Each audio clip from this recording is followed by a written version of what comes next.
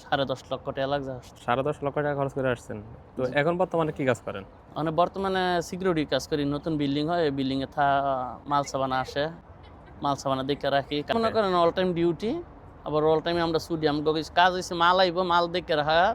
আর ইনশাল্লাহ বেতন তো মাস শেষ হলে কুয়েতের অবস্থান বেতনের দিক দিয়ে ভালো, আল্লাহ দিলে। বেতন পরামর্শ দেওয়ার একটা ঝামেলা, না দেওয়ার একটা ঝামেলা। পাইলে আলহামদুলিল্লাহ 20-50 টাকা মাসে থাকে। বিদেশ করলে, যারা বিদেশ করার যোগ্য করলে আসো, রিজিক আল্লাহ খায়ের, বাস রিজিকের উপরে সবকিছু। আসসালামু আলাইকুম। ওয়ালাইকুম আসসালাম। কেমন আছেন ভাই? আলহামদুলিল্লাহ ভাই। দেশের বাড়ি কোথায় আপনার?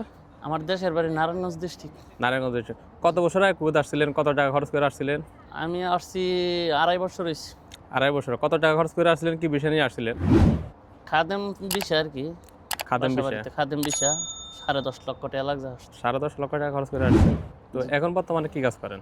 মানে বর্তমানে সিকিউরিটি কাজ করি। নতুন বিল্ডিং হয়, এই বিল্ডিং এ মাল সাবানা আসে, মাল সাবানা দেখে রাখি। কাজের লোক আসে, কাজের লোকের খবর দিই কুয়েতিরে।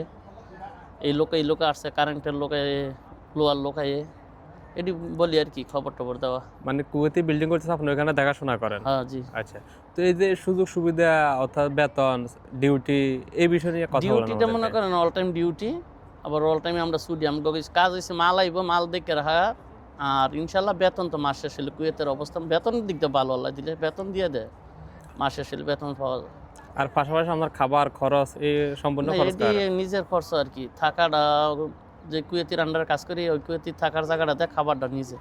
খাবার নিজের, আবার বিভিন্ন আপনার চিকিৎসা খরচ আছে, যে পোশাক আশাক, মোবাইল বিল, নেট বিল, নাস্তা করা সব নিজের। সবকিছু আমরা নিজের, সবকিছু নিজের। তাহলে কুয়েতে শুধু আপনার থাকার জায়গাটাই দিবে? থাকার জায়গাটা দেয় আর কি। আমরা কিছু ফায়দা টয়দা হয়, আলহামদুলিল্লাহ আছি, মিলাই টিলে ভালো আছি, আল্লাহ দিলে। যাই হোক, তো এই যে মানে হারেসের কাজ করেন আপনারা এখানে, খাদেম বিষয়, আপনি কি বিষয় সেম বিষয় না অন্য জায়গার বিষয় নিয়ে এখানে কাজ করেন? অন্য জায়গায় বিষয়, আমার বিষয় হচ্ছে অন্যখানে, আমি কাজ করি আরেকখানে। এক্ষেত্রে আপনার কোনো সমস্যার সম্মুখীন হতে হয় কিনা? দলের সমস্যা, না দলের কোনো সমস্যা নেই।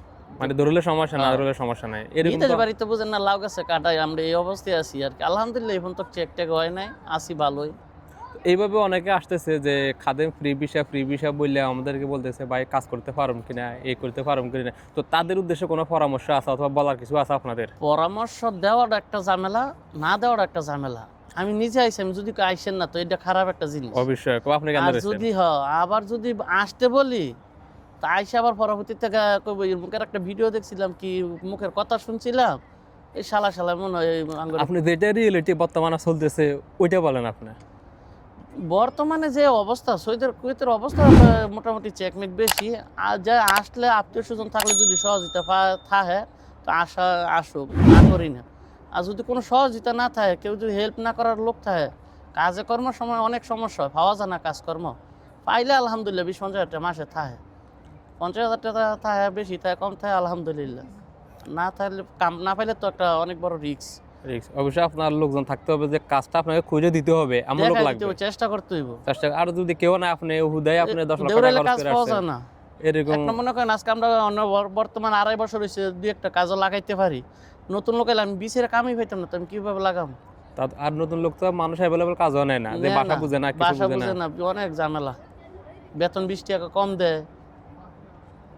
আচ্ছা, এই যে বর্তমানে খাদেম যে বিষয় আছে, বিষয় কি খোলা না বন্ধ, এই ব্যাপারে কোনো আইডিয়া আছে আপনার? না, এই ব্যাপারে আগে তো অলরেডি পুরা লোক আইতো, অনেক তো লোক, যেটা আমরা জানতে, অনেক লোক তেমন আসে না, অনেক কম আসে। বর্তমানে যে কুয়েতিরা বাসে বিষা দেয়, যারা বাড়িওয়ালা ভালো ভালো দেখে বিষা দেয়, আগে সবার মতন তুলতে পারে না, আগে তো সবাই তুলতে পারতো। বিষার ব্যাপারটা একটু চাপ সৃষ্টি করে লাগছে আর কি।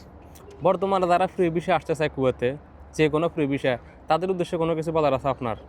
আসলে কতটুকু লাভবান হবে তারা? লাভ মানে ভাই 50-50 কইতে পারিনি, কে লেগে যে যার নসিব হয়েছে সবথেকে বড়।